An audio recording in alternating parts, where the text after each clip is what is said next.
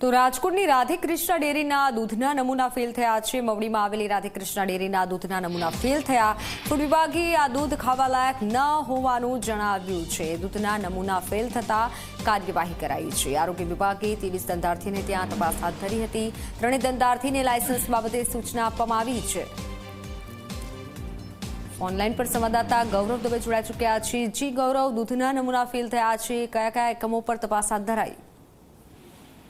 ચોક્કસ જ રાજકોટના મવડી વિસ્તારમાં આવેલી રાધા કૃષ્ણ ડેરી છે કે તેના અંદરથી દૂધના નમૂના છે તે લેવામાં આવ્યા હતા। એ દૂધના નમૂના ફેલ થયા હોવાનો રિપોર્ટ છે તે આવ્યો છે। ફૂડ વિભાગની લેબોરેટરીના દૂધના ખાવા લાયક ન હોવાનું સામે આવી રહ્યું છે। દૂધનો નમૂનો ફેલ થતા એજ્યુકેશન હેઠળ કાર્યવાહી છે તે હાથ ધરવામાં આવશે। આરોગ્ય વિભાગ દ્વારા શહેરમાં અલગ અલગ ફૂડના 23 ધંધાર્થીઓને ત્યાં તપાસ છે તે હાથ ધરવામાં આવી હતી। 3 ધંધાર્થીઓના લાયસન્સ બાબતે સૂચના છે તે આપવામાં આવી છે અને જે દૂધના નમૂના ફેલ થયા છે તેને લઈને હવે કાયદેસરની કાર્યવાહી છે તે હાથ ધરવામાં આવશે। જી બિલકુલ ગૌરવ, આભાર માહિતી